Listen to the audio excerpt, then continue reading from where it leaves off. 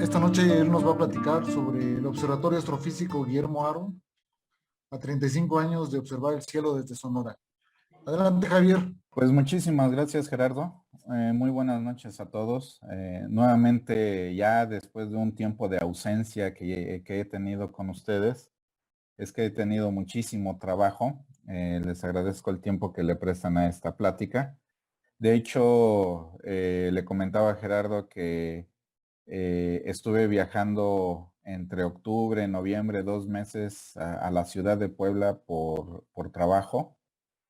Y de regreso, pues no hemos parado, ¿no? Entonces ya ahorita en estos últimos días se ha normalizado un poquito las cosas porque pues ya vamos a entrar de vacaciones. Entonces, bueno, pues estamos un poco con mucho trabajo, pero pues nos damos el tiempo para que conozcan un poquito acerca de lo que hacemos aquí en el Instituto Nacional de Astrofísica Óptica y Electrónica, que acaba de cumplir 50 años, ¿no? Y una de sus piezas principales, pues es precisamente este observatorio, ¿no?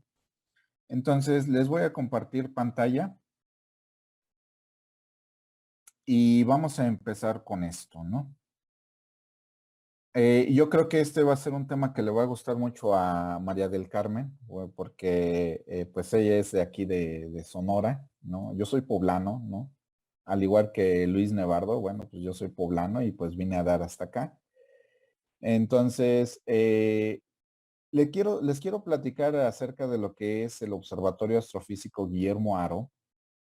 Es un observatorio que es 35 años en funcionamiento y todavía da para más, ¿no? Tiene mucho trabajo que hacer, muchas cosas que descubrir.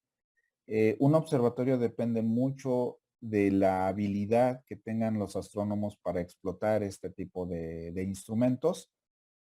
Y bueno, hay muchísimo que puedo comentarles, ¿no? Entonces, para entrar en contexto, el observatorio se sitúa en la Sierra La Mariquita. Es una de las sierras más grandes del estado de Sonora. De hecho, creo que es la más grande en todo el país. Bueno, hay más grandes, pero al menos en el estado de Sonora es la más grande de todas. Y se sitúa en la Sierra de la Mariquita a 13 kilómetros al norte de la ciudad de Cananea y 30 kilómetros al sur de la frontera con la ciudad de Arizona, ¿no? Con el estado de Arizona. El observatorio se inaugura el 7 de septiembre de 1987 y está a cargo de la coordinación de astrofísica, de la cual forma parte del INAOE, del Instituto Nacional de Astrofísica Óptica y Electrónica, ¿no? Sus coordenadas son 31 grados, latitud norte, longitud oeste 110 grados, ¿no? Y entonces, bueno, pues aquí podemos ver lo que es el observatorio, ¿no? Aquí está sobre la región más alta de la Sierra La Mariquita. Atrás tenemos la Helenita y aquí al fondo tenemos la Sierra de Cerro Azul, donde también ha estado trabajando la Universidad de Sonora, ¿no? Entonces, si ustedes se preguntan cuáles son las características principales para construir un observatorio, son 3 principalmente. La cantidad de noches despejadas. Aquí en Cananea tenemos en promedio 260 noches. Eso era hace unos 10 años. Ahorita con el cambio climático, bueno, pues esta cantidad de noches se ha incrementado. Evidentemente los astrónomos están contentos por esto. Entonces, bueno, este número de noches se ha visto más incrementada, ¿no? La altura es muy importante. El observatorio se ubica a 2,480 metros sobre el nivel del mar, ¿sí? Y la contaminación lumínica es muy importante para un observatorio, ¿no? Pero no nada más para un observatorio, sino también para muchas especies animales, incluso para nosotros. La contaminación lumínica ya es un fenómeno que nos ha estado afectando bastantemente. Y bueno, pues ya se pretende regular todo esto, ¿no? Pero hablando en el contexto de un observatorio, la contaminación lumínica para la región en donde se encuentra está categorizada en nivel 3, ¿no? Entonces, para que nos demos una idea de qué significa eso, un nivel 3, bueno, eh, María del Carmen no nos dejará mentir que si nosotros estamos en la ciudad de Hermosillo, sí, nosotros tenemos una calidad de cielo nocturno clasificado como 9, ¿no? En donde solamente podemos ver las estrellas más brillantes en el cielo, sí, las que se conocen como estrellas alfa, que son las más brillantes que nosotros podemos percibir a simple vista. Y conforme nosotros nos vamos alejando de una ciudad grande, ¿sí? Vamos notando que va a haber todavía muchísimo más estrellas. De hecho, en Cananea, en la ciudad, tenemos un nivel 3 de contaminación lumínica y podemos ver sin ningún problema la Vía Láctea, ¿no? Cosa que en la ciudad de Hermosillo o en cualquier ciudad grande no se puede ver, ¿no? Y evidentemente, si nosotros nos encontramos ahí en el campo, en una playa desierta, en la sierra, pues el nivel 1 significa que no tenemos ninguna contaminación lumínica. Incluso es tanta la cantidad de estrellas que nosotros podemos ver en el firmamento que ya difícilmente podemos distinguir algunas constelaciones específicas, ¿no? Bueno, para que nos demos una idea de lo que es la contaminación lumínica en el mundo, bueno, pues aquí les presento yo un mapa que ha sido reconstruido gracias a todas las imágenes satelitales que se han generado alrededor de nuestro planeta. Y nos podemos dar cuenta que, bueno, hay muy pocas regiones en donde tenemos un nivel de oscuridad del cielo debido a que no hay presencia del ser humano, ¿no? Pues ahí nos podemos dar cuenta de que, bueno, pues Europa es una de las regiones que tiene mayor contaminación lumínica, no se diga Estados Unidos, de hecho aquí nosotros podemos apreciar la Ciudad de México, ¿sí? De hecho, también aquí podemos ver nosotros lo que es, podemos distinguir Las Vegas, Nueva York, ¿no? Entonces, todas estas regiones generan una contaminación luminosa que, como les decía, esto genera contaminación en el sentido de la cantidad de combustibles que se necesitan quemar para poder suministrar esta energía eléctrica, pero también le afecta a diversas especies animales, ¿no? Bueno, pues México, pues también tiene su rango de contaminación lumínica, ¿no? Una de las razones del por qué se construye el observatorio, siendo uno de los proyectos principales, uno de los proyectos iniciales del instituto, es la búsqueda de cielos que no estén contaminados por luz. Vean ustedes aquí la Ciudad de México, bueno, pues ya es distinguible entre otras ciudades, ¿sí? Mientras que en el norte del país nosotros podemos ver que hay regiones en donde, bueno, pues ahí no tenemos tanta contaminación lumínica. Refiriéndonos al estado de Sonora, bueno, pues aquí tenemos la ciudad capital de Hermosillo, aquí tenemos los municipios de Santana, perdón, y Muris, aquí está Cananea, Agua Prieta, Naco, Nogales, Caborca, ¿no? Todos esos municipios que son muy mencionados para el estado de Sonora, ¿no? Y bueno, para que nosotros podamos entender un poquito acerca de cómo trabaja, cómo trabaja el instrumento principal del observatorio, eh, tenemos que entender que existen dos tipos de telescopios, ¿sí? Que nos permiten observar el cielo. Un telescopio es un instrumento que nos permite ver objetos lejanos y dependiendo de su constitución geométrica, dependiendo de su construcción, ¿sí? Podemos observar objetos a una cierta distancia. Entonces, tenemos dos tipos de telescopios. Tenemos dos telescopios que son reflectivos, que utilizan lentes, ¿sí? Perdón, espejos, ¿sí? Y telescopios refractivos, ¿sí? Que son los que utilizan lentes, ¿no? Estos son muy comunes. De hecho, los binoculares están construidos con lentes que utilizan la refracción de la luz para poder acercar los objetos que nosotros estamos o que nosotros tenemos a una distancia enorme, ¿no? El telescopio más efectivo que nosotros podemos o el cual estamos más relacionados, pues es la lupa, ¿no?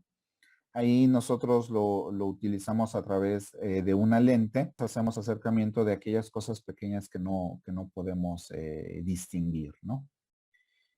Sin embargo, los telescopios refractores tienen muchos problemas de construcción, principalmente porque el pulido de las lentes debe de ser tan perfecto para evitar distorsiones de las imágenes que están, que nos permiten amplificar. Entonces surgen los telescopios reflectivos que utilizan espejos. Estos telescopios son más compactos, más fáciles, bueno, entre comillas, más fáciles de fabricar. Y entonces, bueno, pues ahí el observatorio utiliza este tipo de telescopios, telescopios que utilizan espejos. Entonces, aquí en este pequeño diagramita les quiero mostrar que la manera en cómo trabajan este tipo de telescopios. En los refractivos, la luz atraviesa las lentes de tal manera que dependiendo de los arreglos que se tengan entre las lentes y la distancia que se ubique entre ellos, bueno, pues se puede amplificar la imagen. Mientras que en los telescopios reflectivos que utilizan espejos, ¿sí?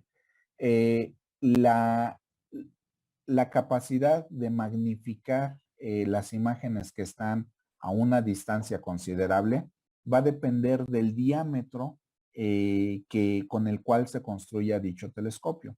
Entre más grande sea el diámetro del espejo, bueno, mayor va a ser la capacidad de amplificación de dicho telescopio.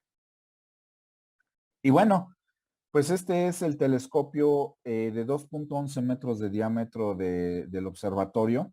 ¿Sí? Es un telescopio reflectivo que utiliza dos espejos, un espejo primario que tiene un diámetro de 2.11 metros, ¿sí? Con un espesor de 35 centímetros y un peso total de 2.7 toneladas. Y un espejo secundario, que ese sí lo podemos ver aquí en la imagen, que tiene un diámetro de 53 centímetros y un peso de 60 kilogramos, ¿no? La forma en cómo funciona este telescopio es que viene la luz del cielo, ¿sí? Incide sobre la superficie reflectora del espejo.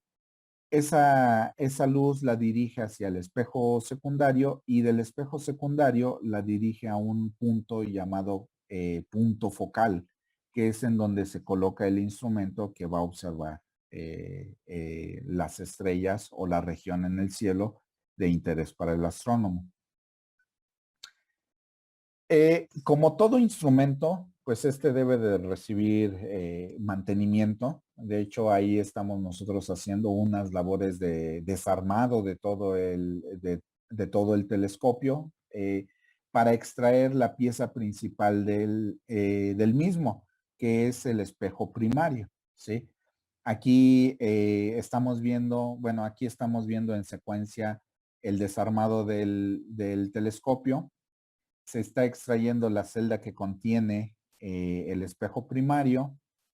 Esa celda se transporta hacia lo que es a una región segura para poder extraer el espejo. Y entonces, con una estructura especial, el espejo se extrae para poder ser transportado, ¿no? ¿Cuál es el mantenimiento que se le da a este espejo? Bueno, la superficie reflectora, ¿sí? Es una superficie de aluminio de una pureza del 99.9%. Y entonces, esa superficie reflectora es lo que permite, es lo que nos permite obtener las imágenes provenientes del espacio, ¿no? Provenientes del cielo nocturno. Bueno, pues a ver si reconocen ahí a ese malandrín, ¿no? Que está ahí parado a un lado del espejo primario. Y bueno, esta es la manera en cómo está trabajando el telescopio. Tiene dos ejes de movimiento. Un eje conocido como ascensión recta, que es el que se encarga de seguir el movimiento de los objetos, de las estrellas, conforme avanza la noche. Y el eje de declinación, que permite ver objetos que están por debajo del plano del ecuador o por arriba del ecuador.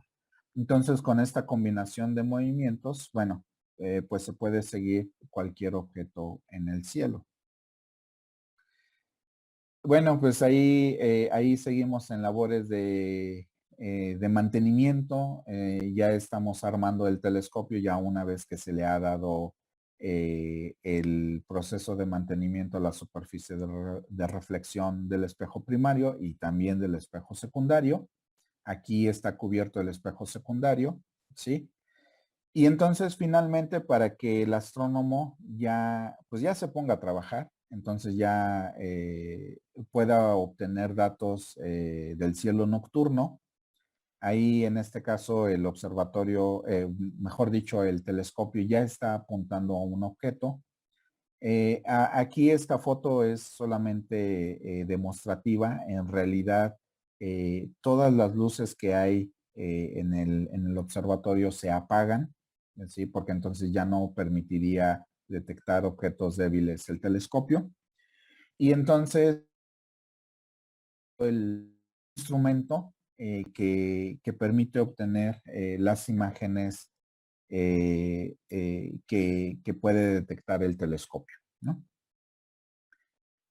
Entonces, el telescopio cuenta con varios instrumentos, ¿sí? Y que cada uno de ellos tiene sus características de funcionamiento y dependiendo del proyecto que estén realizando, bueno, aquí les voy a dar una muestra de las muchas imágenes que han obtenido con este telescopio y con diversos instrumentos, ¿no? Y uno de ellos es precisamente uno conocido como cámara directa. Cámara directa consiste en instalar directamente sobre el punto focal del telescopio, ¿sí? En donde concentra toda la luz del telescopio, una cámara fotográfica que permite obtener las imágenes que provienen del cielo. Y entonces uno de los proyectos que se desarrollaron en este observatorio, pues fueron las galaxias anilladas, ¿sí? Galaxias que tienen forma de anillo, ¿no? Aquí tenemos unas imágenes de ellas, ¿no? Y bueno, hay muchas galaxias anilladas, no nada más son 3, 4, sí, hay una gran cantidad de este tipo de objetos, ¿sí? En donde evidentemente, bueno, pues ahí tenemos un anillito que se ha formado bajo las siguientes explicaciones. Las galaxias anilladas se forman cuando colisionan dos galaxias, una de mayor tamaño que otra que tiene una mayor densidad. Entonces, cuando la de mayor densidad atraviesa la de mayor tamaño, entonces, pues aquí le quita centro a la galaxia que tiene un mayor tamaño y entonces forma el anillo, ¿sí? Esa es una de las explicaciones. Y entonces, no nada más se observa el fenómeno, sino que también se obtienen las trayectorias de colisión de ambas galaxias, ¿no? Tanto la de mayor tamaño como la que le ocasionó el, pues el hoyo, ¿no? A la galaxia, ¿sí?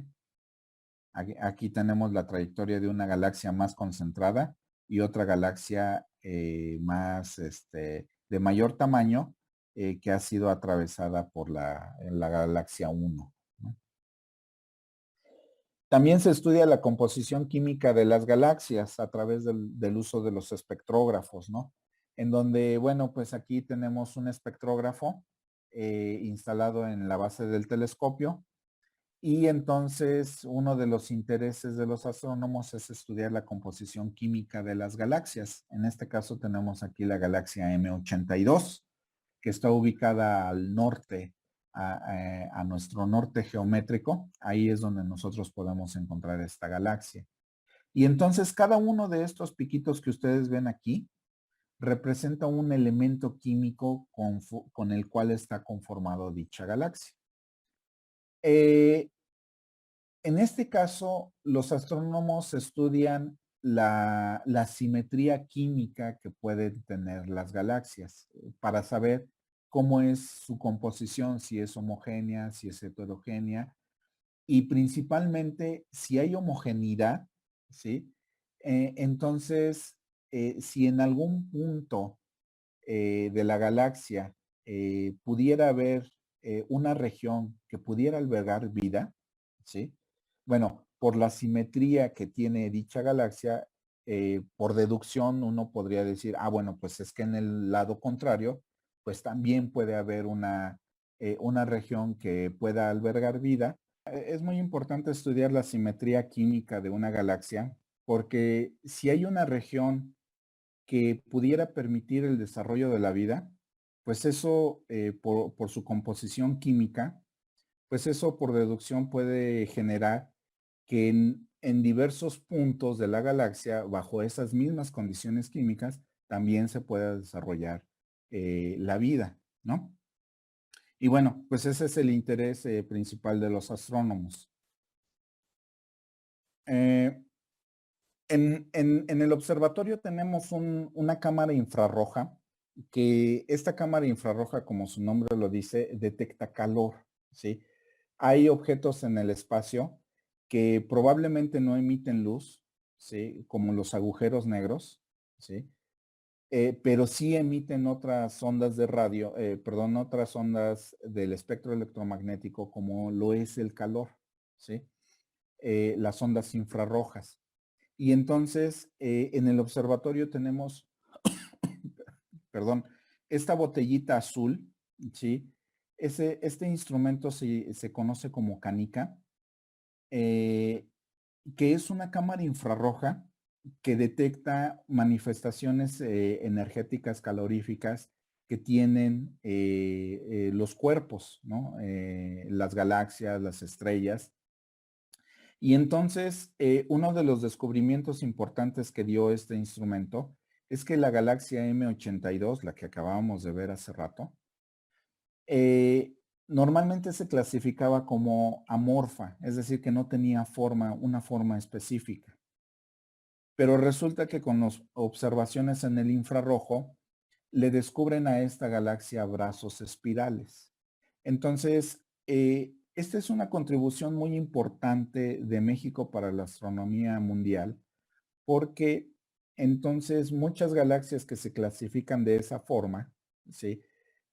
Tienen que cambiar su especificación, ¿sí? Se tiene que realizar un nuevo estudio, porque entonces puede haber galaxias que tienen una forma espiral, pero que por la actividad que tienen no se pueden detectar. Y entonces es importante realizar otro tipo de estudios, ¿no? Con los alemanes, con ellos se trabajó en colaboración con el Instituto Max Planck. Se trabajó en colaboración y ellos trajeron un instrumento conocido como ELFOSC. Y entonces el propósito de este instrumento, bueno, pues es detectar aquellas regiones activas precisamente donde tienen agujeros negros, ¿no? O donde se cree que pudiera existir agujeros negros. Y entonces, no nada más esas regiones se estuvieron estudiando, sino que también se obtuvieron imágenes muy bonitas como lo vemos aquí, la nebulosa Cabeza de Caballo, ¿sí? Que está ubicada en la constelación de Orión. La galaxia M82, que vean ustedes, pues, ¿cuáles brazos espirales? La que acabamos de ver hace rato. Pues aquí esto parece una ameba, ¿no? Así, pues no tiene una forma bien definida. A diferencia de la galaxia NGC 6946, que esa sí la podemos ver que tiene una forma espiral, ¿no? Aquí tiene sus bracitos muy, muy bien definidos. Pues estas tres imágenes de muchas tantas que se obtuvieron con este instrumento, se obtuvieron precisamente con este instrumento, ¿no?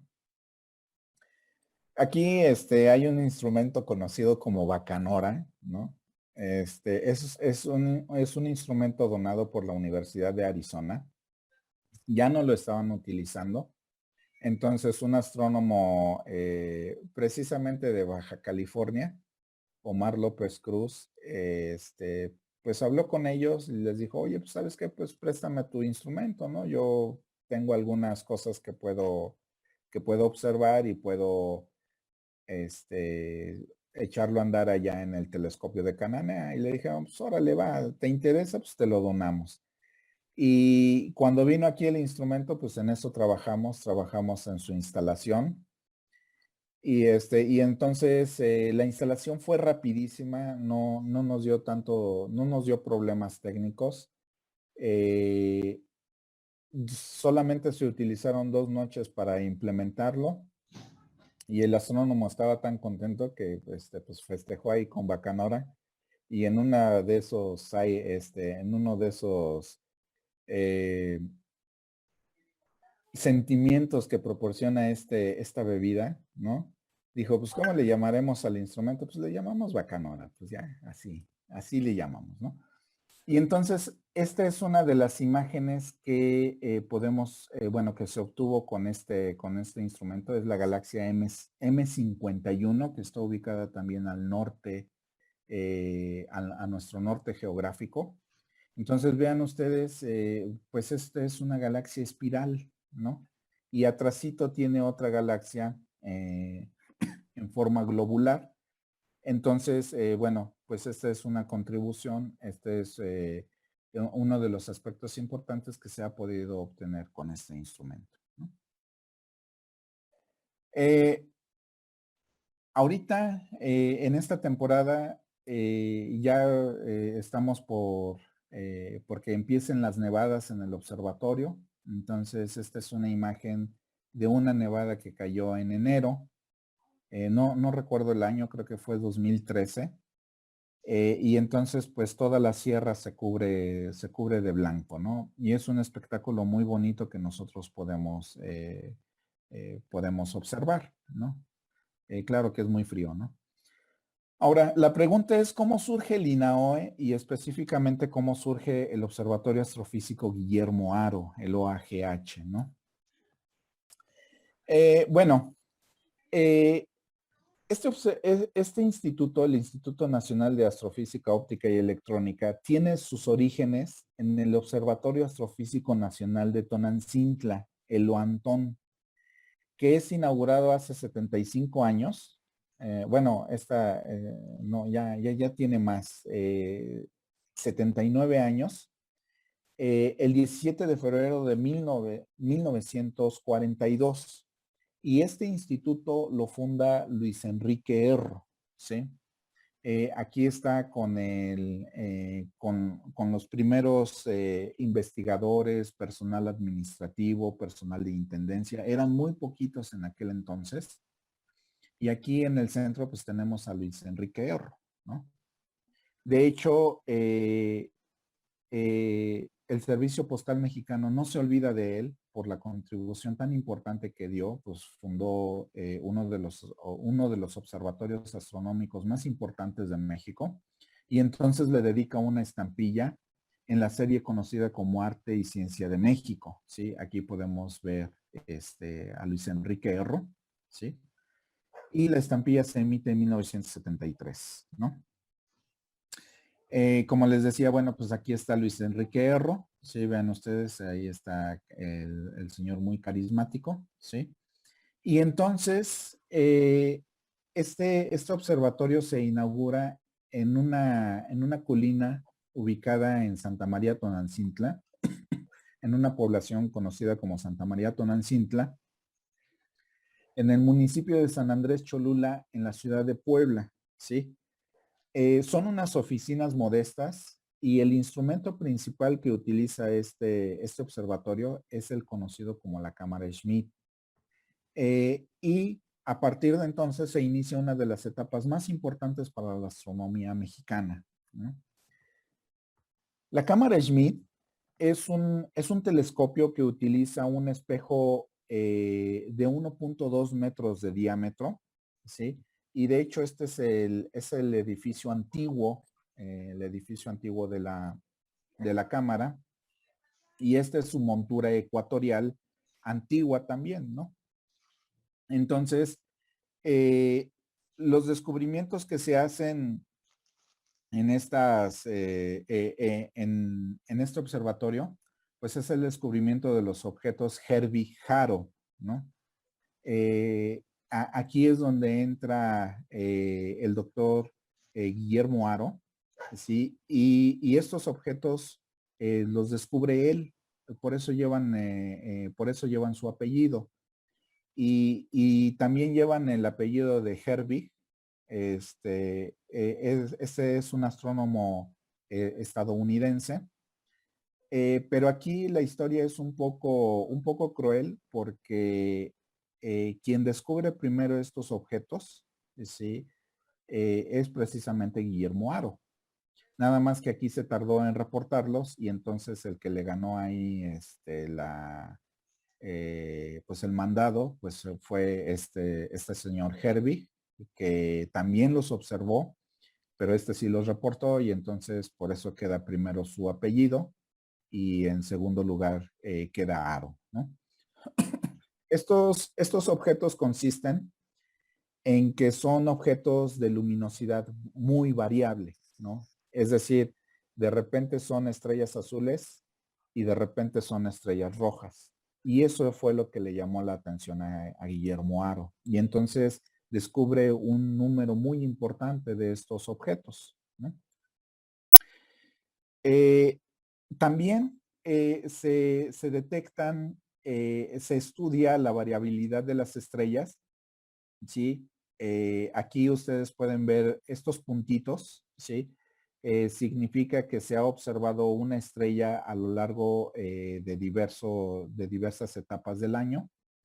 También aquí la historia es un poco triste porque en aquel entonces México es un país que está en vías de desarrollo, específicamente en la astronomía lo es aún más, ¿sí?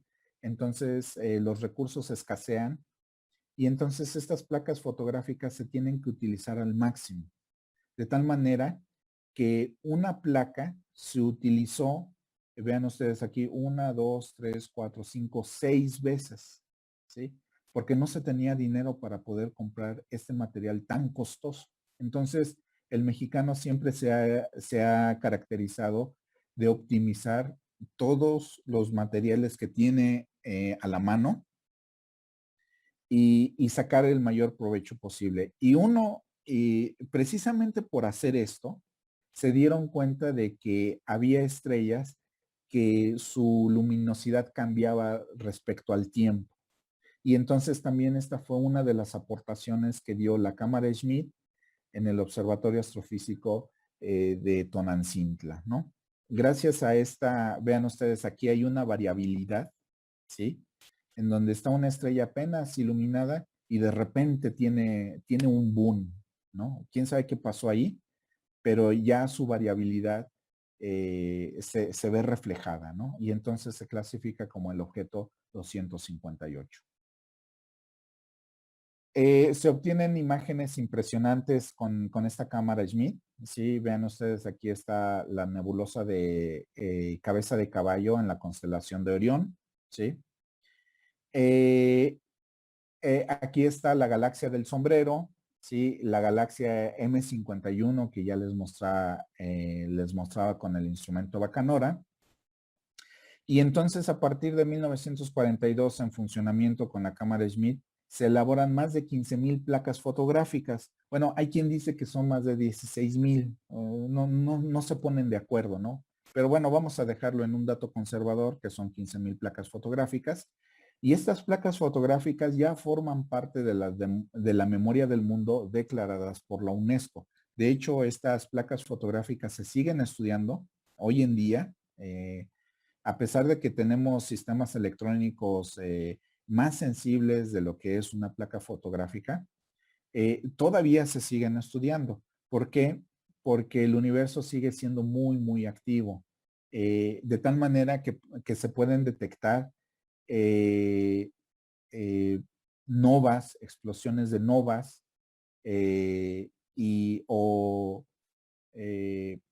nacimiento de estrellas, etcétera, ¿sí? Entonces, esa es una de las razones del por qué se siguen conservando estas placas fotográficas y se siguen estudiando y son parte del patrimonio de la humanidad, ¿no? Declarados por la UNESCO.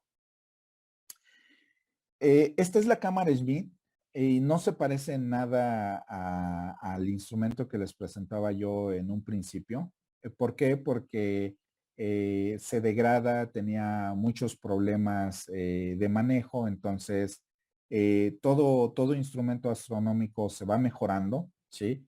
Vean ustedes, entonces ahí tenemos ya el telescopio, ¿sí? Esta cámara Schmidt se conoce también como las cartas del cielo, porque además de obtener imágenes del cielo, hacen un mapeo de ciertas regiones y constantemente las están repitiendo y entonces de tal manera que generan un mapa, ¿no? Y entonces les llaman cartas del cielo, ¿no? Y en ese momento, pues, se vuelve muy importante, ¿no? Y como les decía, ¿no? Entonces, en 1942 se inaugura el Observatorio Astrofísico de Tonantzintla, ¿sí? Correos de México conmemora ese evento, emitiendo 3 estampillas para servicio terrestre y 3 estampillas para servicio aéreo, en donde al menos 3 estampillas, ¿sí? La de 10 centavos, la de 2 centavos, perdón, para servicio terrestre, acabamos de ver imágenes, ¿sí? Esta es la galaxia espiral en los perros de caza o conocida como M51. La nebulosa Cabeza de Caballo en la constelación de Orión, ¿sí? Y la galaxia espiral NGC 4594 conocida como galaxia de sombrero, ¿no? Como les digo, hay 15,000 placas. De esas 15,000 placas obtuvieron pues las mejorcitas, ¿sí?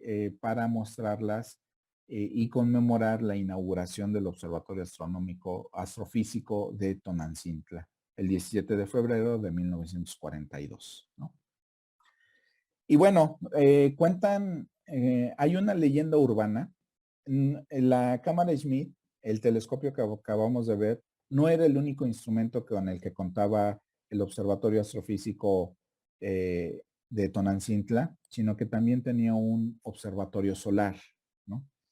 Entonces, hay una leyenda urbana que dice que Luis Enrique Erro sufría de sordera. De hecho, lo acabamos de ver en el timbre. Inmortalizaron eso en el timbre, sí, curiosamente, no lo ocultaron.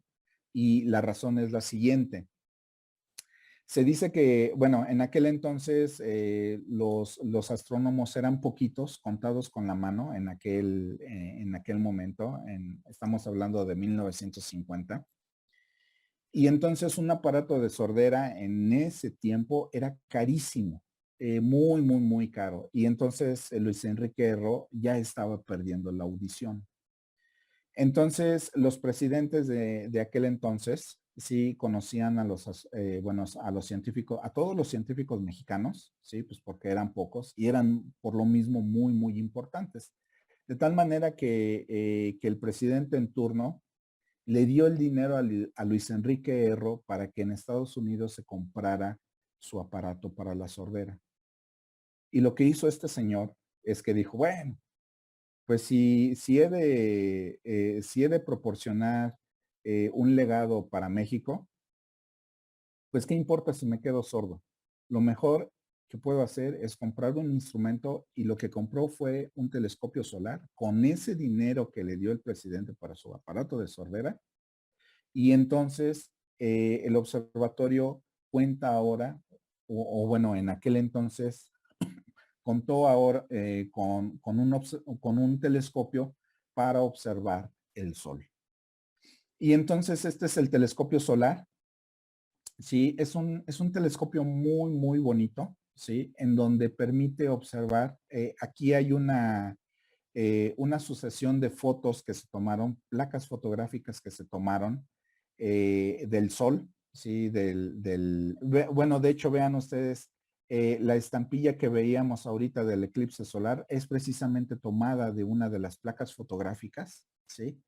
Que se tomaron con este telescopio solar, ¿sí? Aquí está Luis Enrique Erro y aquí está la placa inaugural del, eh, de este telescopio, ¿no? Lázaro Cárdenas fue el que le dio el dinero a Luis Enrique Erro para que se comprara su aparato de sordera. Y este canijo dijo, no, voy a comprar un telescopio y ese es el que va a servir eh, para, para el observatorio. Y bueno, pues ahí está. Este es el telescopio solar, ¿sí?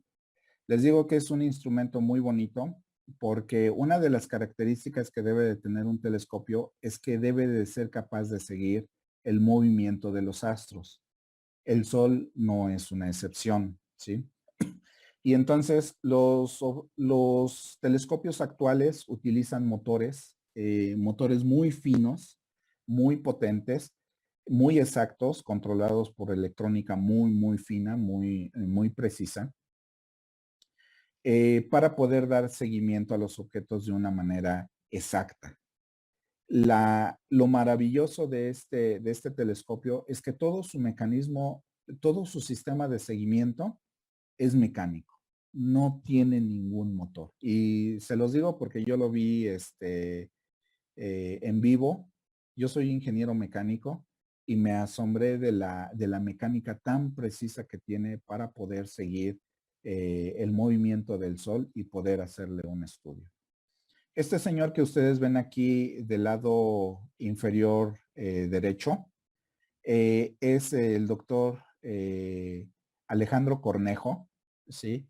Él fue uno de los fundadores del Instituto Nacional de Astrofísica Óptica y Electrónica que trabajó mucho con Guillermo Haro, ¿no?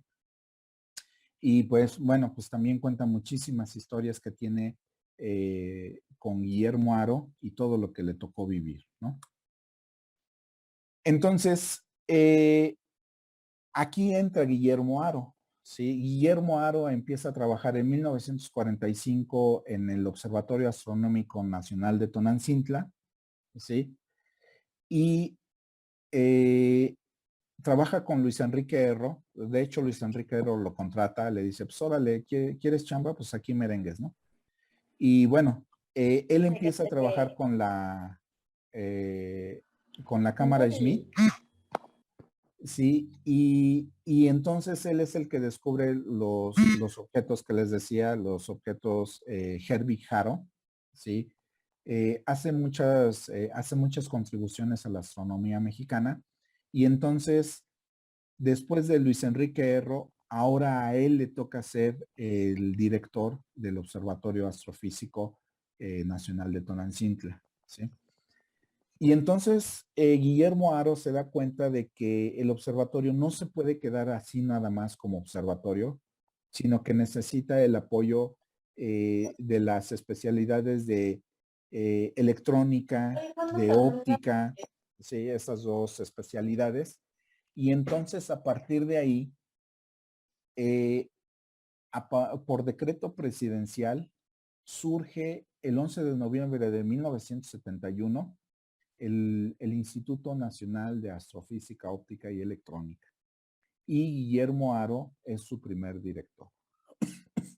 De hecho, Guillermo Haro fue Premio Nacional de Ciencias por toda la contribución que dio a la astronomía mexicana. De hecho, es el único científico mexicano que fue premiado por la Universidad Estatal de Moscú, la Lomonosov, con la medalla Lomonosov, ¿no? En 1985. ¿no? Y bueno, pues ya a partir de ahí, uno de los principales proyectos como instituto, ya ahora como Instituto Nacional de Astrofísica, Óptica y Electrónica, pues es la creación del observatorio que ahora lleva su nombre. En aquel entonces era el observatorio del Instituto Nacional de Astrofísica, Óptica y Electrónica. Y entonces elige la Sierra La Mariquita aquí en Cananea, Sonora, para su construcción, ¿sí? Y empieza el proyecto a partir de, al año siguiente, en 1972, empieza la construcción del observatorio y el 8 de septiembre del 7 de septiembre de 1987 se inaugura el observatorio como tal. Y entonces, bueno, ya a partir de ahí se empiezan a generar otras colaboraciones con otras universidades. Uno de ellos es el Instituto Max Planck, colaboraciones con nuestros vecinos del norte, colaboraciones con europeos, rusos.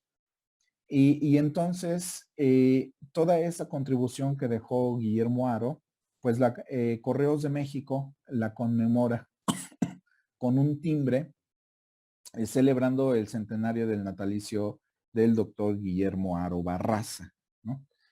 Esta celebración fue el 27 de abril del 2013, ¿sí? Y bueno, pues aquí este es el timbre. Esta celebración se da aquí en Cananea, Sonora. Se dio 2 veces. La cancelación del timbre se da en el Instituto Nacional de Astrofísica, Óptica y Electrónica en Santa María Tonantzintla. Y pues dicen, no, pues cómo vamos a dejar uno de los principales proyectos que Guillermo Haro construyó, que fue el observatorio, pues vamos a Cananea y hacemos una celebración y presentamos el timbre, ¿no? No lo cancelamos, pero pues sí lo presentamos, ¿no? Y entonces, bueno, pues aquí está toda la delegación que hizo posible la celebración del evento. Aquí en primer plano tenemos a Gustavo Escobedo, que fue el delegado, en aquel entonces el delegado del observatorio. El director Pablo Andrade, director del Instituto Tecnológico Superior de Cananea, la representante del Consejo Estatal de Ciencia y Tecnología, el director en aquel entonces del Instituto Nacional de Astrofísica, Alberto Carramiñana Alonso, ¿sí? Y bueno, pues ya aquí hay unos más, ¿no? Aquí está la coordinadora, en aquel entonces, la coordinadora de astrofísica, Itziar Aretzaga, ¿sí? Pues a ella le rendíamos cuentas, ¿no? Y entonces, bueno, se hace la celebración, fue una celebración en grande, sí, pues de hecho trajeron a una soprano sonorense, a lo mejor María del Carmen la conoce, pero pues ahí se echó unas rolas bien buenas, sí, y en toda esta celebración, vean ustedes, aquí tenemos en 2 planos la presentación de Guillermo Haro, primero con una de sus creaciones que fue el telescopio de Cananea, y al lado con la cámara Schmidt, ¿no?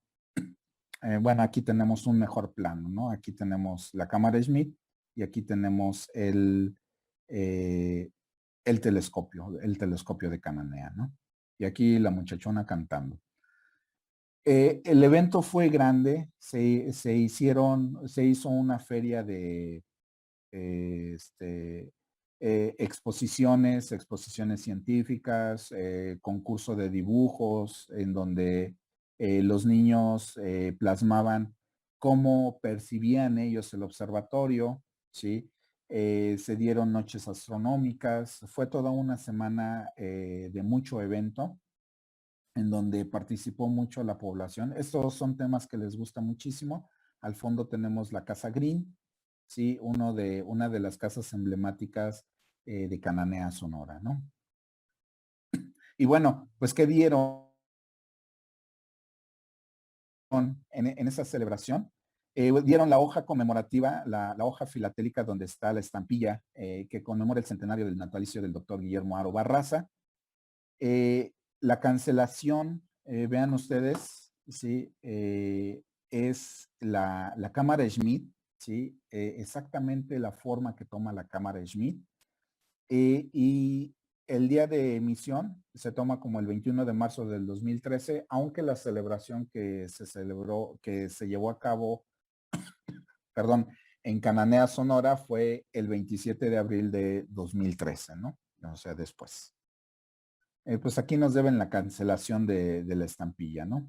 Y entonces vean ustedes, sí, el telescopio que está plasmado en esta estampilla, pues es el que nosotros tenemos en el Observatorio Astrofísico Guillermo Haro. Sí, ven, hagan ustedes la comparación de una imagen tomada, pues aquí en el observatorio, y entonces plasman esta imagen del telescopio para no dejar pasar que gracias a Guillermo Haro, pues el Observatorio de Cananea existe. Y es una conmemoración, es un homenaje a todo el trabajo que él ha realizado, ¿no?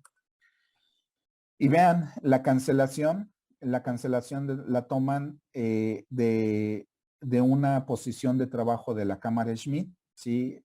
Son muchos detalles que nosotros podemos observar aquí, incluso aquí las separaciones que cubren los engranes de movimiento del telescopio, ¿sí? Aquí tenemos esa separación. Aquí tenemos una ventana de visión que también se ve en la cancelación. Y bueno, esa es la imagen que nosotros tenemos, ¿no? Perdón. Y bueno, el instituto, el INAOE, el Instituto Nacional de Astrofísica Óptica y Electrónica sigue trabajando, sigue creciendo. El área en la que estoy trabajando yo es astrofísica, pero el instituto ha crecido tanto que ahora desarrolla investigación en óptica, desarrolla investigación en electrónica, en ciencias computacionales, en ciencias del espacio, ¿sí? Ha crecido muchísimo y entonces celebra su creación, su 50 aniversario, sus bodas de plata, ¿no? ¿Sí? Con la emisión de una estampilla, ¿sí? Pues precisamente en este año, ¿no? En este año tan polémico, ¿sí? En donde, bueno, pues aquí tenemos a la directora de Correos, a la directora general de Correos, la licenciada Barcena, ¿sí? Y aquí tenemos al director en turno, el doctor Edmundo, ¿sí? Y bueno, en una jornada histórica, pues se realiza la ceremonia de graduación y se cancela la estampilla postal conmemorativa de los 50 años del INAOE, ¿no? En donde, bueno, pues no podía faltar, ¿no? No sé si algunos de ustedes sabían que Elenita Poniatowska fue esposa del doctor Guillermo Haro. Bueno, pues de hecho es la viuda del doctor Guillermo Haro, ¿sí? Ella compartió muchos de sus momentos. De hecho, escribió un libro basado en el trabajo del doctor Guillermo Haro. todo lo que vivió al lado de él.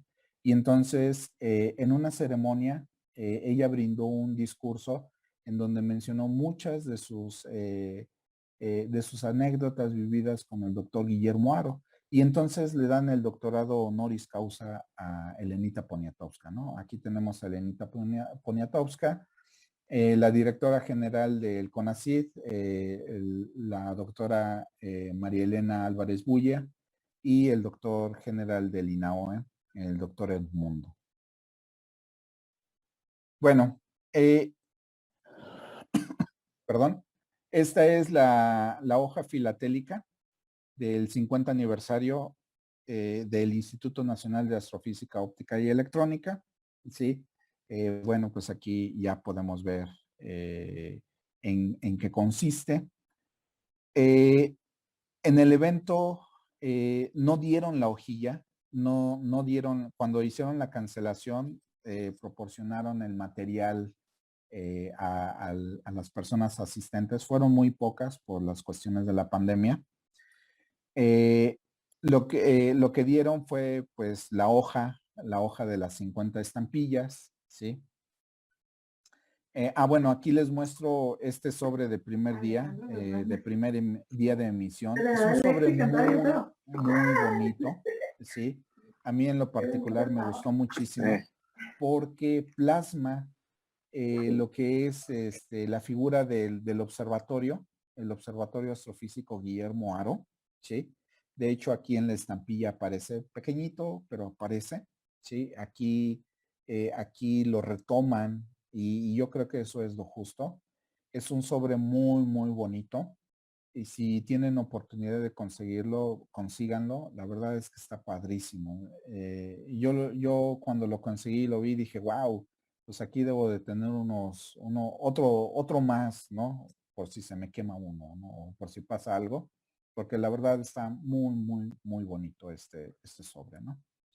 Y bueno, pues aquí está la estampilla, donde, bueno, pues podemos ver algunas partes representativas del instituto, la astrofísica representada por el observatorio, la óptica aquí representada por fibras ópticas con las que trabajan los ópticos, la electrónica, bueno, pues aquí representada con un circuito electrónico, ¿sí? Y evidentemente el desarrollo que se genera para poder llegar a este circuito electrónico, ¿no? Vean ustedes, pues sí, efectivamente, el observatorio que tenemos aquí en la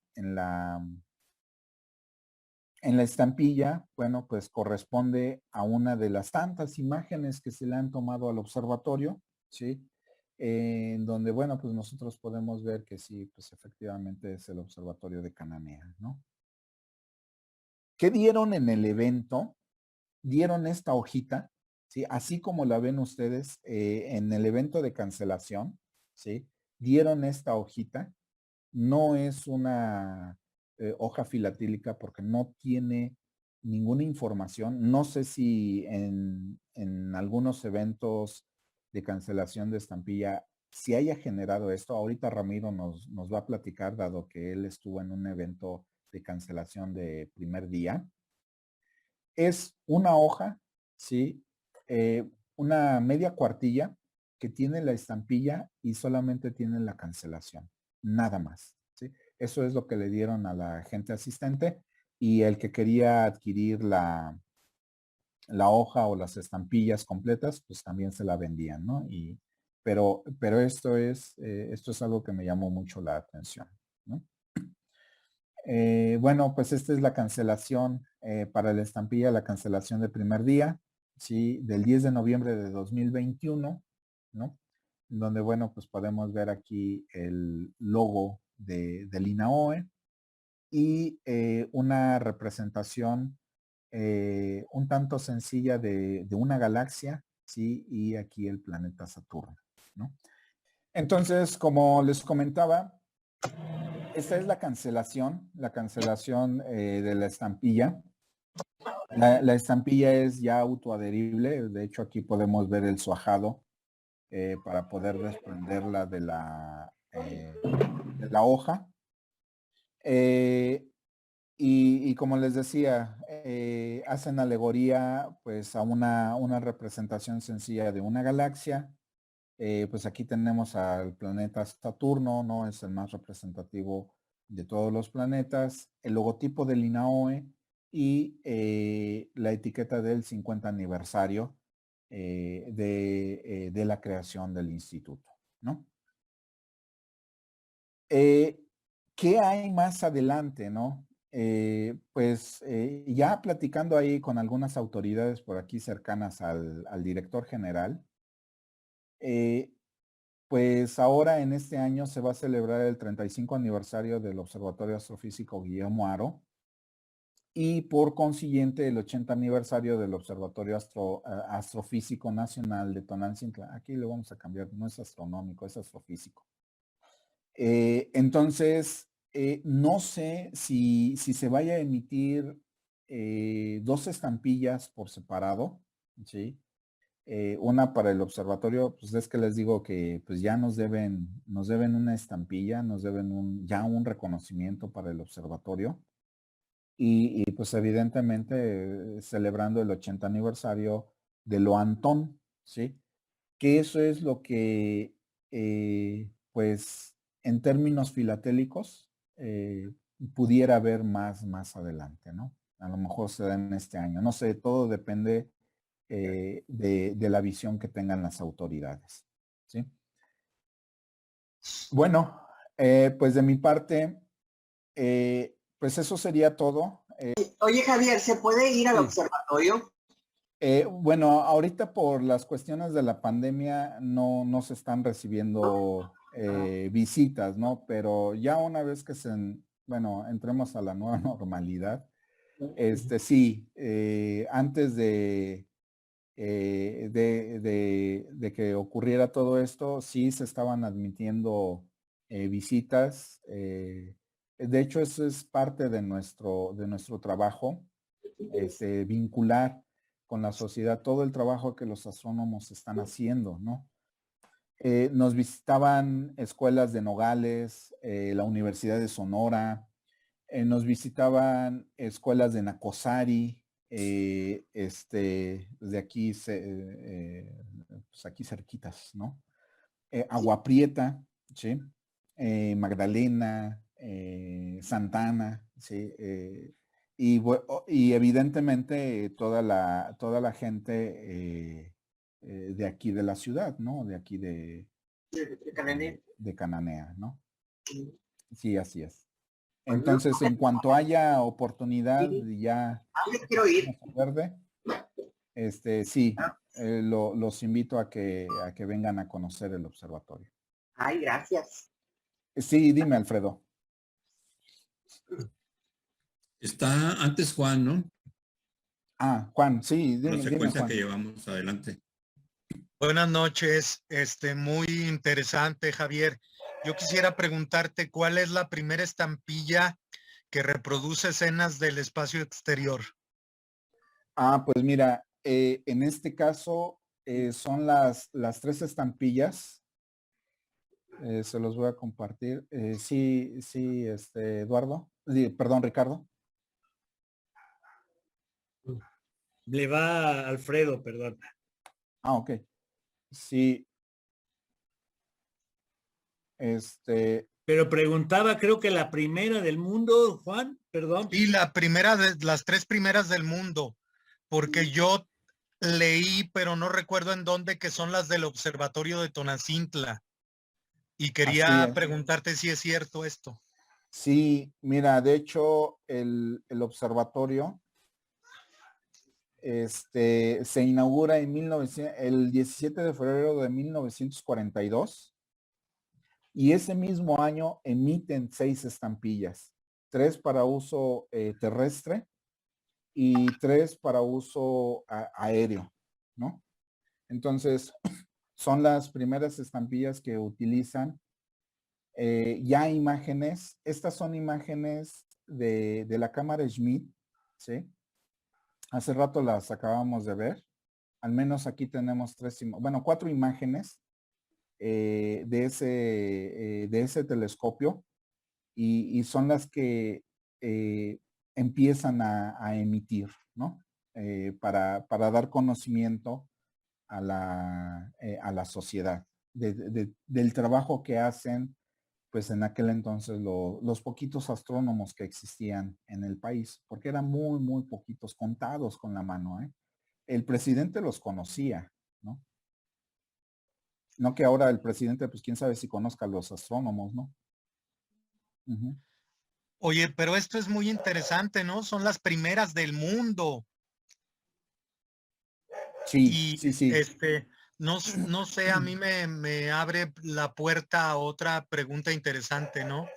Revisar las estampillas con la idea de ver cuáles son las primeras estampillas que reprodujeron eso, pero en lo relativo a México, ¿no? Sí, así es. Y a lo mejor nos íbamos a topar con muchas cosas muy interesantes. Sí, efectivamente, ¿no? Bueno, yo tengo entendido que estas son las primeras estampillas que se emiten para México, ¿no? Para otros lados del mundo, francamente no sé. A lo mejor sería cuestión de preguntarle aquí al ingeniero Arturo, a don Arturo, por ahí anda, a Guadalupe, si hay estampillas antes que estas, pero de lo que he visto, estas son las primeras para México. Sí, yo había leído por ahí, pero no me acuerdo en dónde, que estas son las primeras en reproducir escenas del espacio exterior, las primeras del mundo. Sí, así es, ¿no? Sí, de hecho aquí tenemos la cabeza, la nebulosa cabeza de caballo, ¿sí? Que es esta de acá. Esta es una imagen tomada de la cámara Schmidt, ¿no? Entonces son reproducciones fieles, ¿no? Es lo primerito que dan a conocer a la sociedad mexicana, ¿no? Y a la sociedad mundial. Así es. Sí. Gracias, Javier. No, pero ¿de qué, Juan? Sí, Alfredo. Bueno, primero felicitarte, Javier. Estuvo formidable la plática, súper interesante. Toda la información Gracias, que Alfredo. tienes, ¿verdad? Tengo varias preguntas y no me quiero colgar de tiempo. Si me las puedes contestar así muy rápido para no Sí. tomar mucho tiempo. ¿En qué unidades se mide la potencia de un telescopio? Aquí depende del diámetro. Entre más grande sea el diámetro de un telescopio de espejos, que utiliza espejos, el poder de magnificación es mayor. ¿sí? Ok. Cuando el mantenimiento de los espejos, que los bajaron y todo, decía, se hace mantenimiento, pero ¿qué físicamente se les hace? ¿Se pulen, se limpian? ¿Qué? Lo que se hace, les comentaba que tiene una capa de aluminio. Esa capa de aluminio se va degradando. Entonces, se retira la capa de aluminio con sosa cáustica, se quema ese aluminio. Al espejo no le pasa nada porque es un pedazo de vidrio. Entonces, no entra en reacción con la sosa cáustica. Y entonces, se le aplica otra capa de aluminio, pero a través de un proceso de evaporación. Se evapora el aluminio al alto vacío y entonces ese aluminio se deposita sobre la superficie del espejo. Y entonces queda increíblemente reflejante, ¿eh? O sea, a ver si más adelante les comparto unas fotografías de la calidad de reflexión que se logra bajo este proceso. Es increíble. Ok. ¿Y de qué país es la manufactura de ese telescopio? Los espejos se pulieron aquí en México, en Santa María Tonantzintla. Wow. La montura es holandesa. Guillermo Haro mandó a fabricar la montura a Holanda, a Países Bajos. La compañía se llama Riedemakers. Bueno, ya no existe la compañía. Ella es la que se encarga de fabricar toda la estructura mecánica del telescopio y como proyecto principal para Guillermo Haro es la fabricación de los espejos primario y secundario, ¿sí? Porque, bueno, claro, no son enchiladas, ¿no? O sea, fabricar la estructura mecánica de un telescopio es relativamente sencillo en comparación a la fabricación de los espejos, ¿sí? Un espejo, fabricar un espejo no es nada fácil, no lo hace cualquiera. Y entonces, pues se la rifó ahí el Guillermo Haro y dijo, pues, el señor que les mostré, el doctor Alejandro Cornejo, él fue el que pulió los espejos. Él fue el que dirigió todos esos trabajos. Entonces Guillermo Haro le dijo, oye, ¿le entras? No, pues sí, sí, pues órale. Y sí, él fue el que fabricó los espejos. Entonces la parte más importante del telescopio está fabricada aquí en México. Ok. Última pregunta, Javi. Uh-huh. ¿Han visto algún objeto volador no identificado con el telescopio? Sí, no, mira, te voy a comentar lo que una vez un astrónomo italiano que trabaja aquí en el instituto comentó, ¿no? Que es muy difícil observar ese tipo de objetos. En primera porque no sabemos la tecnología que estén desarrollando los países desarrollados, ¿no? Por ejemplo, aquí tenemos a Estados Unidos al ladito, ¿no? Y ellos pues están desarrollando no sabemos qué, ¿no?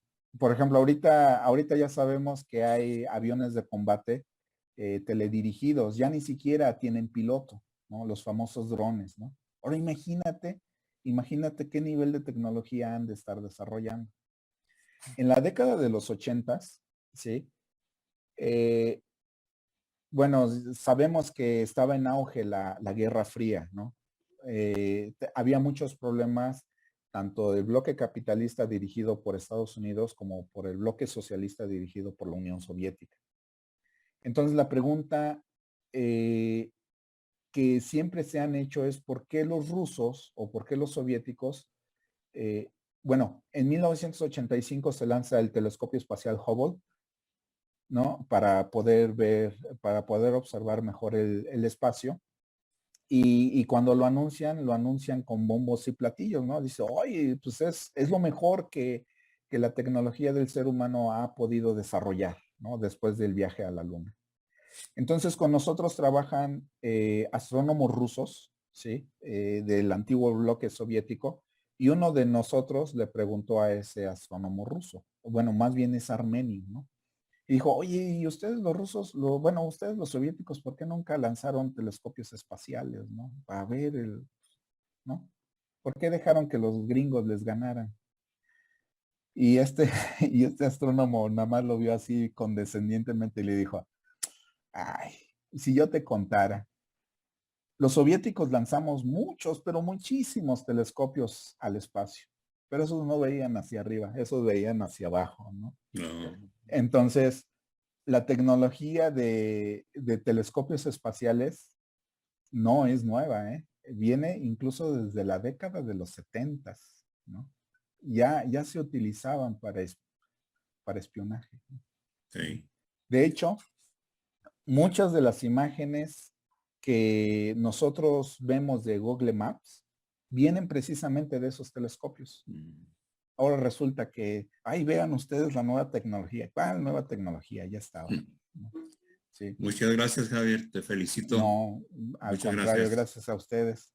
Oye, Javier, Dime, una Ricardo. pregunta y un comentario. Bueno, lo maravilloso de Guillermo Haro no es solamente que fuera una persona brillantísima, es que no era astrónomo de formación. Él Así estudió es. filosofía, ¿sí?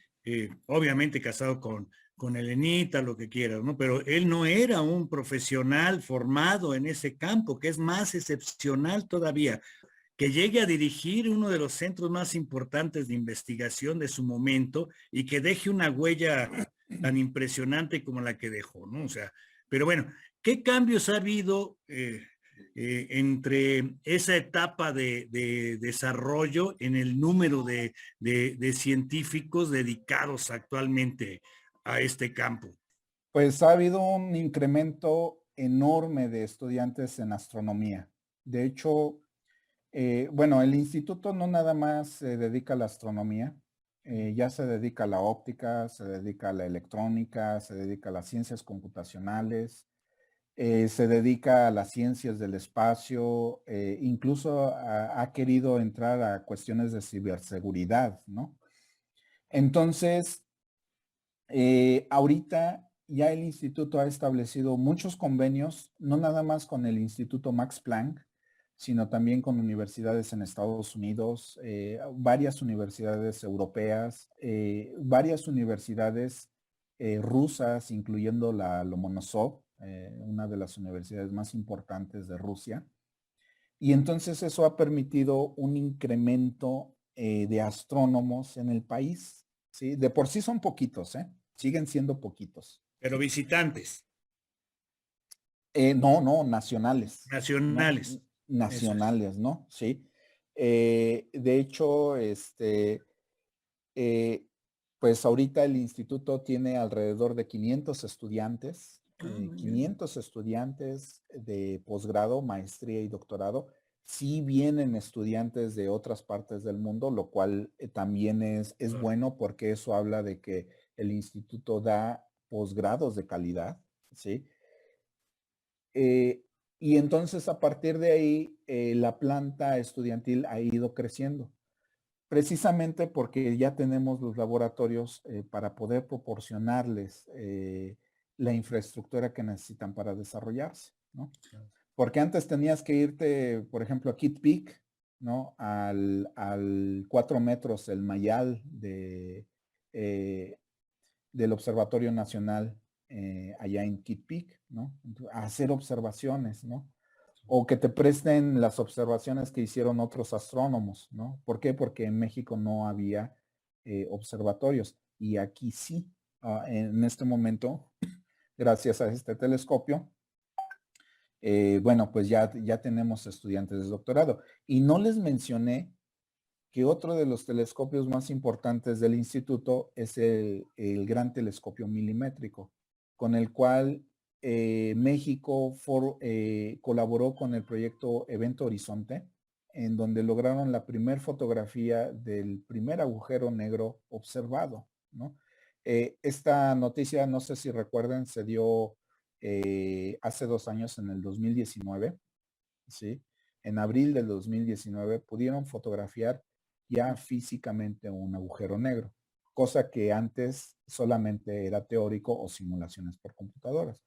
Pues México formó parte de ese consorcio, ¿no?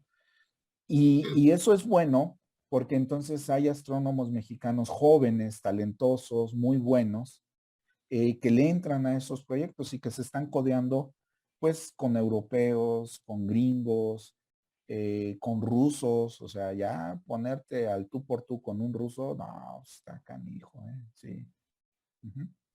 Esos son los avances que se ha tenido. Qué bien, gracias.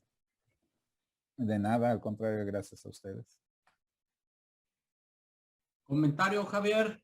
Sí, Jorge, claro. Sí, mira, mi hijo trabaja también en el INAOE, allá en Cholula, Puebla.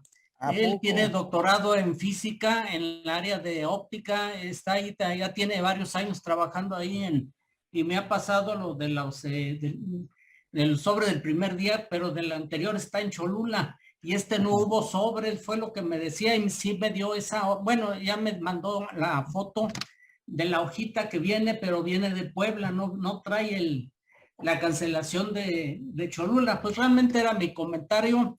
Y aparte tengo una presentación de astronomía. Ahorita la estoy pasando pues ahora sí que al PowerPoint. Sí. Después va a ser complemento de todo lo que nos dijiste, Javier. Muy interesante. Sí. Y es un tema que pues me gusta mucho. Yo construí un telescopio aquí en Celaya. Son qué mis padre. comentarios. Muy bonita plática. Gracias. Muchísimas gracias. Miren, eso es lo que les digo, ¿no? Que ya, o sea, el instituto ha crecido tanto que incluso ya a través de este hobby nos encontramos. Gente de INAOE trabajando directa o indirectamente como el hijo de Jorge, ¿no? Sí. O sea, ya podemos decir que el instituto ha crecido enormemente, pero antes había una escasez enorme de científicos. Les digo, pues el presidente le dio a Luis Enrique Erro el dinero para el aparato de su sordera. Y el cuate dijo, nah, pues mejor me compro un telescopio. Bueno, no para mí, sino porque el señor le gustaba la astronomía, ¿no? Y entonces dijo, bueno, pues pues esto que quede para el país, pero pues mientras lo disfruto, prefiero quedarme sordo. Pues total, en la noche nadie me va a escuchar, ¿no? Bueno, en el día, ¿no? Sí. Y entonces, sí es cierto lo que dice Ricardo, el doctor Guillermo Haro era licenciado, ¿no? No era astrónomo dedicado o físico dedicado, pero su disciplina, su dedicación al trabajo, porque el señor era muy, muy exigente, ¿eh? Se peleó con mucha gente. Yo he oído muchas anécdotas en donde dicen que Guillermo Haro exigía el trabajo, ¿no? Para hacer algo tenías que trabajar duro. Y muchos astrónomos ya grandes de los que están ahorita en el instituto, sí sufrieron con él, porque luego aparte ni les pagaban, ¿no? Hay un astrónomo, su nombre es Luis Carrasco Basúa, que entró al doctorado en la Universidad de Berkeley, lo terminó y regresó a trabajar en el instituto bajo la dirección de Guillermo Haro.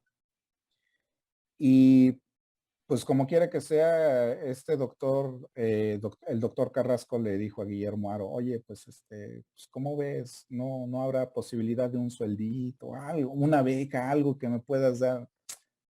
Y le dijo Guillermo Haro, ¿para qué quieres dinero? ¿Qué no te gusta lo que estás haciendo o qué?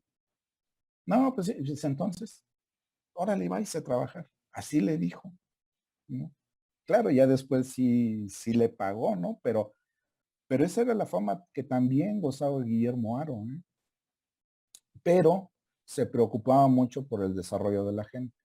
Tanto que en Santa María Tonantzintla se hizo compadre de mucha gente a los alrededores con el propósito de que a sus ahijados se animaran a estudiar, ¿no? Porque él creía que la educación pues es desarrollo. Y sí, efectivamente. Sí, Juan, dime. Primero, Javier, para felicitarte la buena noche que nos has hecho pasar. Y sí me gustaría saber si a los compañeros les diste a conocer las siglas previas a los números de las galaxias. Ah, ok. No, fíjate sí. Que no. O sea, cuando dices M y cuando dices NGC, es muy importante porque pues esto nos ayuda a entender a lo que es la clasificación de cada una de las diferentes galaxias. Sí. Claro, en la antigüedad todo esto era a puro vista de ojos y ya hasta que se fueron inventando los telescopios, pues fue incrementando el número de las mismas identificables. Pero ya cuando se volvió aquello una cantidad enorme de poderlas solamente ver, hubo un gran científico, astrónomo, de apellido Messier, precisamente, y por eso llevan su letra M, que es precisamente su apellido. Y ya para lo que fue un consenso general de toda la comunidad científica, pues no estoy seguro si fueron los norteamericanos o los ingleses, pero ellos propusieron New Galaxy Catalog. New NGC, New General Catalog, o sea, catálogo nuevo general, para el cual por eso ya pueden ser identificadas todas y cada una de las diferentes galaxias en base a esta nueva clasificación. Así de que pues me he deleitado, sinceramente, me ha gustado mucho tu plática y más que hemos aprendido de nuestros científicos mexicanos, a los cuales pues también hay que reconocerles su tenacidad, sacrificio personal por hacer algo más por el resto de los compañeros, como es el caso del ingeniero. Y pues, pues no sé, aquí nos gustaría que, a mí en lo particular, que se hiciera pues por ahí posiblemente un listado de todas las estampillas mexicanas relacionadas con la astronomía. Y yo sé que por ahí está el cometa Halley, y yo sé que por ahí hay otras estampillas más que posiblemente nos han pasado por alto, donde hay alguna constelación, pero es apasionante. Gracias, gracias, Javier. No, muchas gracias, Juan. Sí, así es. Sí, pues pues hay que buscar, ¿no? Las estampillas mexicanas dedicadas a la astronomía. Dime, David. Buenas noches. Me encantó tu Buenas presentación. Es un tema personal que a mí también me gusta. Ni lo manejo ni lo domino, pero siempre me ha atraído, te soy sincero. Y abundando un poquito en el tema que mencionaba José, si mal no recuerdo, el que hizo eso fue un inglés que se peleó con la Academia de Astronomía, algo así. Dijo que su sirvienta lo pudiera hacer mejor. Y sí, efectivamente se convirtió en astrónoma y ella fue tengo entendido que la primera persona que hizo una clasificación. Es el dato, no tengo ni los nombres, nada más tengo la anécdota. Pues sí. Ahí mi colaboración. Sí, sí. Sí, pero fíjate que sí debe ser cierto, porque algo que tienen los astrónomos es que entre ellos se pelean muchísimo, pero muchísimo, ¿eh? Guillermo Haro se peleó con Arcadio Poveda. En aquel entonces Arcadio Poveda era el director del Observatorio Astronómico Nacional de la UNAM. Y esa pelea le costó muchísimo al país, ¿eh? En el sentido de colaboración. Tanto que donde está ahorita el INAOE, al ladito está el Instituto de Astronomía de la UNAM, y cuando se pelearon, pusieron un cerco para dividir ahí el terreno, ¿no? Háganme el favor, ¿no? Y le llamaron el muro de Berlín, porque pues era la época de la Guerra Fría, ¿no? Y no se hablaban, ¿no? Y que se perdió mucho con esos enojos, ¿no? Pero qué bárbaro. Ok, gracias. Sí, David. Lupe, buenas noches, dime. Oye, ¿qué pasa con el nuevo asteroide piedra grandota que viene? ¿Cómo lo han identificado? ¿Qué dicen ustedes?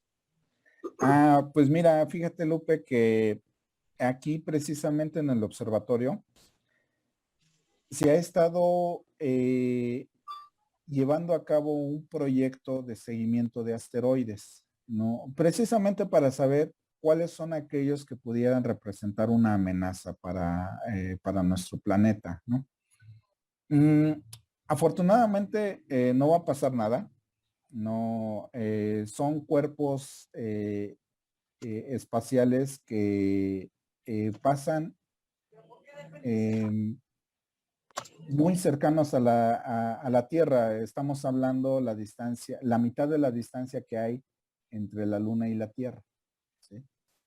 Y entonces, pues eso ya se le representa o ya se le considera que pasan muy, muy cerca, ¿no? O sea, está cerquitita, ¿no? Pero no hay todavía evidencia de que haya algún objeto de dimensiones considerables que pudiera ocasionar algún desastre como los ya conocidos, ¿no? Todos los días nuestro planeta recibe, sí, cuerpos externos, podemos decirlo así, este tipo de asteroides. Es por eso que vemos las lluvias de estrellas, vemos los meteoritos que entran a la atmósfera y que se iluminan por el efecto de fricción de la atmósfera y la velocidad que llevan, pero en la atmósfera se destruyen, ¿no? Por eso vemos esas estelas de luz tan bonitas, ¿sí? Esa es la razón.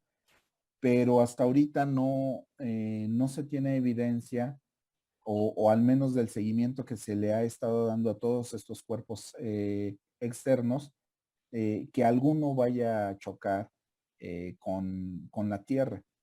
Y si se diera el caso, que choque. Javier, olvidemos que choque. Pero no podrá haber una afectación en la atmósfera tanto de la Luna y la atmósfera de la Tierra. No, porque tendría que ser muy, pero muy grande para que eso sucediera, ¿no? Y en el caso de que un objeto pudiera estrellarse en la atmósfera de la Tierra, lo que puede pasar, así de buenas a primeras, es que este objeto pudiera rebotar sobre la atmósfera, ¿no? Porque la atmósfera es tan densa y entonces cumple una función de escudo protector, ¿no? Entonces, por eso es que cuando algunos cuerpos entran en la atmósfera, es tan densa que la fricción de los gases ocasiona que se prendan estos objetos y entonces se destruyen. Por eso es que no tan fácilmente pueden los transbordadores espaciales reingresar a la Tierra, precisamente por estas características. Hay que tener muchísimo cuidado, porque si no, entonces pues se prenden, ¿no? Y entonces suceden los accidentes que, bueno, pues ya hemos conocido, ¿no? Pero alguna afectación a las atmósferas, no, ya no. Gracias, Javier. Muy buena presentación. Gracias, Duque, qué bueno que te gustó. José, Arnulfo, buenas noches. Hola, buenas noches a todos, ¿cómo están? Buenas noches, Arnulfo. Y Javi, oye, pues muchas felicidades por tu presentación, fue maravilloso, aprendí mucho y pues bueno, siempre, bueno, cada vez que comparto con ustedes, les quiero compartir que bueno, uno aprende de cosas diferentes. Y no solamente de filatelia, o sea, aparte de la filatelia, el plus es de otras cosas totalmente diferentes, de cultura general. Y pues muchas gracias. Gracias, Javi. Yo, por ejemplo, el día 12 que les comenté de ver los planetas que estaban alineados, tuvimos que salir un poquito de mi pueblo. Es un pueblo pequeño, ya saben, de 14,000 habitantes. Y sí tuvimos que retirarnos para poder observar un poquito mejor las estrellas, porque realmente se ven muy pocas, muy pocas. Y en una ciudad imagino que se ven mucho menos todavía. Sí. ¿O qué nos platicas sobre eso, Jorge? Mira, nosotros cuando llegamos a vivir a Querétaro, veníamos de Guaymas, Sonora. Entonces, pues ya te has de imaginar cómo estaba el cielo allá estrellado. Y por el calor, pues tenías que viajar en la noche y pues veías muchas estrellas. Nosotros veníamos de Sonora, allá yo vivía en Guaymas. Mi profesión es, soy médico veterinario zootecnista especializado en patología, entonces veía a las granjas de allá de lo donde trabajaba allá en Sonora, y me contrataron aquí en Querétaro para un laboratorio para producir vacunas para aves, y ahí estuvimos, y pues en las noches se veía ahora sí que la famosa Vía Láctea. Y actualmente pues ya es muy difícil ver la Vía Láctea por estas regiones. Y pues siempre me ha gustado la astronomía, pero muy elemental. O sea, aquí tengo cada mes saco un formato de un mapa que les llama Sky Map, para ver más o menos cómo está todo lo de las estrellas y la luna y cómo se va evolucionando mes con mes. Y los puntos más importantes de esa fecha. O sea que pues siempre me ha gustado, y lo que les digo, tengo una presentación de astronomía, ya la hemos presentado en la Ciudad de México, y ahorita la estamos empezando a pasar a PowerPoint, y es muy interesante, de todas las estampillas relacionadas con con la astronomía, tanto de aquí de México como de otros personajes que están relacionados, muy importantes con la astronomía. Eso es lo que tenemos pendientes. Qué bien. Ernesto, ¿qué nos platicas? Muy interesante tu plática, Javier, te lo agradezco mucho y creo que hay mucho tema que rascarle aquí todavía, ¿no? Les agradezco mucho que me hayan invitado a la plática. Muchas gracias, Ernesto. Qué bueno que te gustó. Gracias a ti, Javier. Muy interesante y nada más una pregunta. ¿La vida de los espejos de estos que hicieron aquí en México todavía van para largo o ya están en las últimas? No, sí van, realmente la vida del observatorio depende de la habilidad que tenga el astrónomo para investigar algo. Nosotros dependemos mucho de la imaginación del astrónomo. Y les digo lo siguiente, ¿no? Ahorita el tema de investigación principal en la astronomía es averiguar cómo trabajan o cómo se comportan los agujeros negros, ¿no? Y entonces eso implicaría el uso de telescopios más grandes. En el mundo hay telescopios de un diámetro de 8 metros, 10 metros, segmentados, binoculares. Aquí en Arizona hay un binocular de 8 metros, son 2 espejos gemelos, y eso ya forma un telescopio de 20 metros, ¿no? Una equivalencia. Y uno pensaría, bueno, pues es que este telescopio ya de 2 metros pequeño en comparación a esos.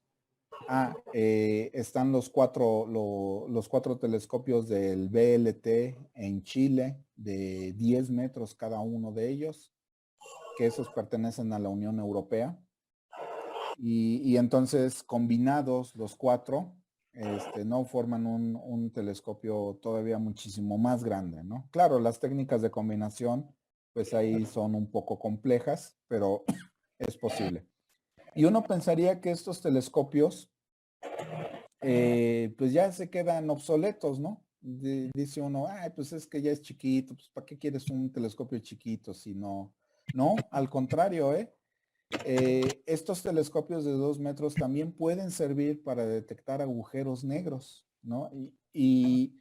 Pero depende mucho de la habilidad que tenga o la visión que tenga el astrónomo, ¿no?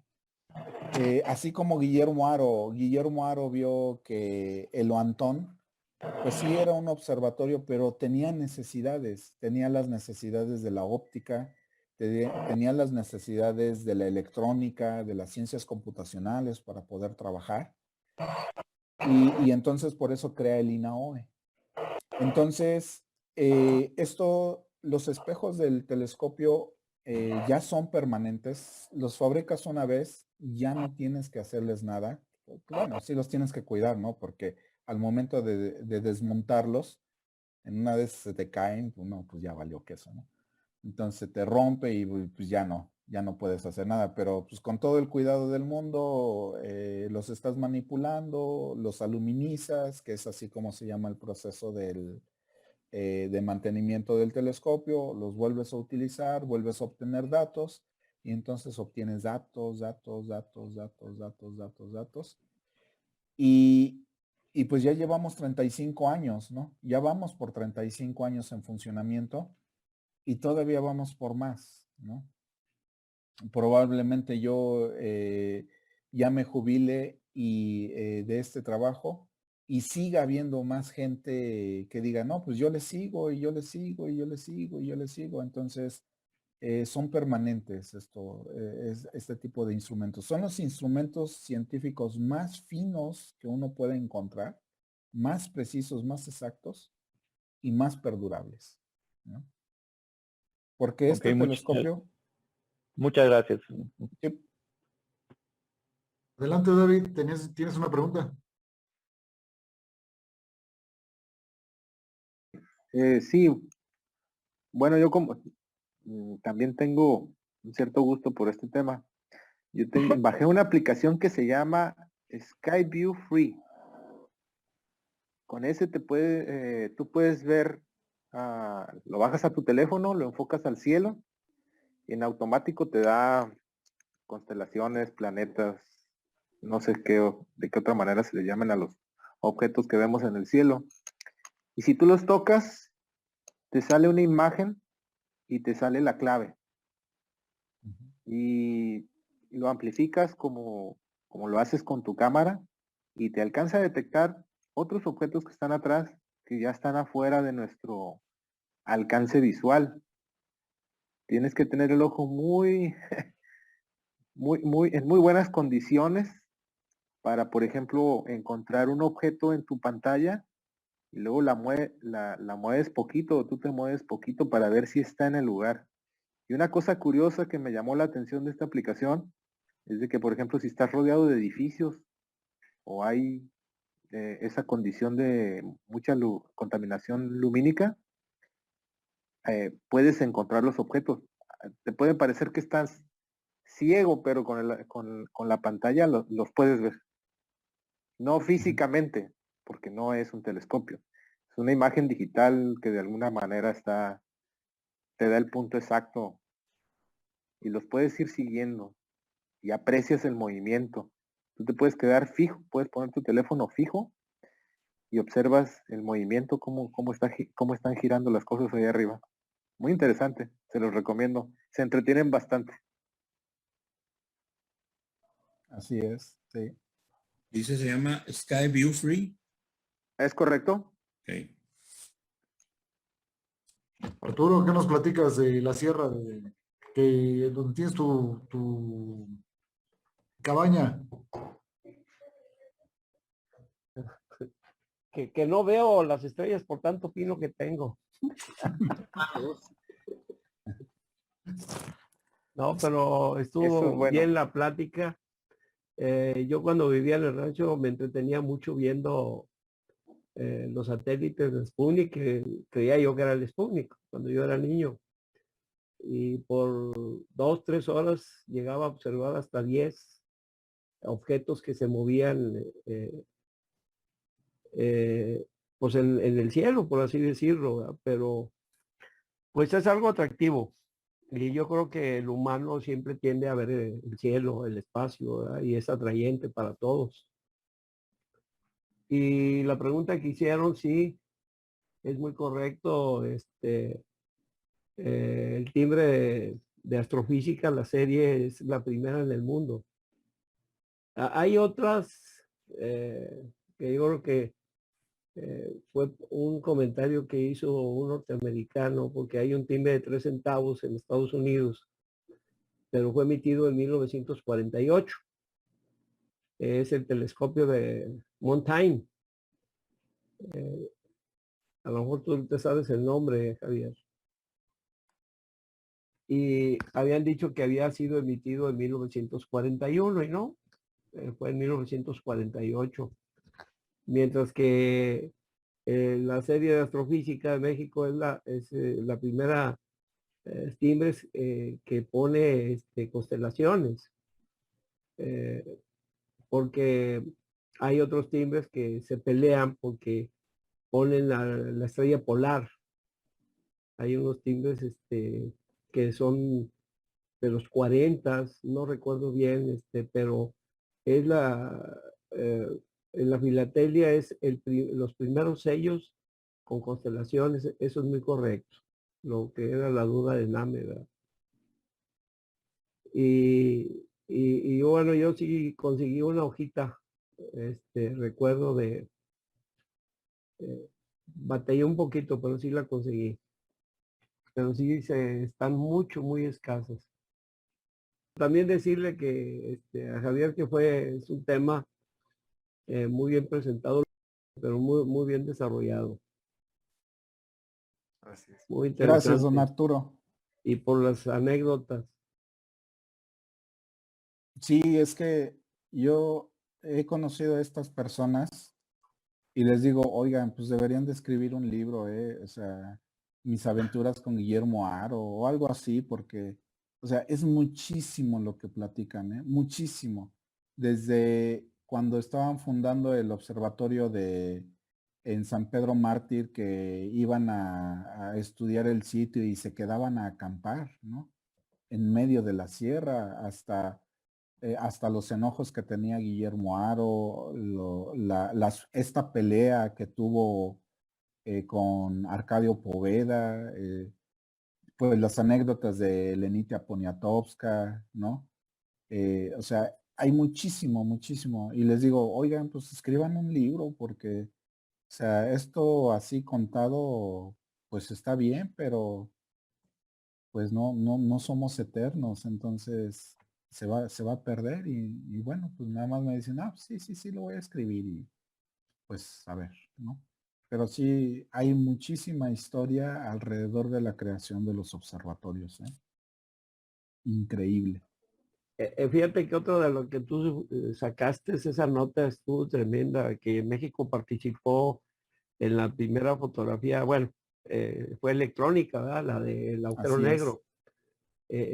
Yo seguí el tema muy interesante, lo leí todo, creo que leí como unas 20 hojas de los noticieros de Estados Unidos, ¿verdad? Y cómo intervino México y la participación. Sí, de hecho, bueno, y de hecho ya lo ha de usted saber, don Arturo, pero bueno, ¿en qué consistió esto? El proyecto consistió en que varios telescopios en el mundo se pusieron a observar una región específica del cielo al mismo tiempo. Entonces aquí el problema era sincronizar exactamente todos los telescopios. Había desde el norte, desde el hemisferio norte, Europa, Estados Unidos, hasta el hemisferio sur, que son Chile y otras regiones que ahorita no recuerdo. Pero el más importante fue el de México, porque estaba ubicado mero en el centro de todo el arreglo, astronómico, ¿no? Entonces, sin la participación de México, bueno, sí logran la imagen, ¿no? Porque sí podían haberla logrado, pero da un plus al desarrollo de esta primer fotografía. Entonces, y luego, pues igual también la construcción de ese observatorio también tiene sus historias, muchísimas historias, ¿no? Fueron 16 telescopios conectados en el mundo. Ahí tengo el mapa. Ahí y en medio está México, ¿no? Sí, y en medio del centro está México. Sí, son 16. Sí tengo que seguir la nota, muy interesante. Y yo pensé que México iba a emitir un timbre de ese, con el mapa, ¿verdad? Que México fue el ombligo de los telescopios, pero pues no. No, tienen muy pobre la imaginación los de correos. Ahí le hubieran pegado al clavo, como dijo el presidente. Sí. Es que depende mucho de quién esté allá arriba, ¿no? Porque yo tengo entendido que bueno, la celebración del 50 aniversario del instituto se dio gracias a uno de los directivos que mostró interés, ¿no? O sea, no nada más hacer la celebración, sino decir, oye, pues emitan un timbre, ¿no? Con el 50 aniversario, no manchen, pues es el instituto. Y lo hicieron, ¿eh? O sea, sí. y se encargaron de hacer las gestiones, pero sí depende mucho de la gente que esté ahí dirigiendo en ese momento. Oye, sí. Hace poquito algo que China había construido un telescopio grandísimo, el más grande de la Tierra. Pero yo tengo entendido que ahorita los más grandes del mundo son los 4 telescopios que están en Chile. En Chile. Sí. El de China tiene 2 milésimas de error. Es el más grande, pero no enfoca bien. No tiene tanto alcance. Es que ese es el problema de hacer telescopios tan grandes, ¿no? Que el pulido es lo que cuesta trabajo. Sí. ¿Qué estrellas son las que están en la foto? Tú, Gerardo. Es la estrella del norte. La osa polar. Esta estampilla, por ejemplo, es para que veamos que si buscamos en las estampillas mexicanas, seguimos encontrando algo referente a constelaciones, estrellas y demás que se puede observar, ¿no? En ellas. Sí. Comentario, esta es la constelación, es de la Osa Menor, no es la Osa Mayor, ¿eh? La estrella polar pertenece a la Osa Menor. Gracias.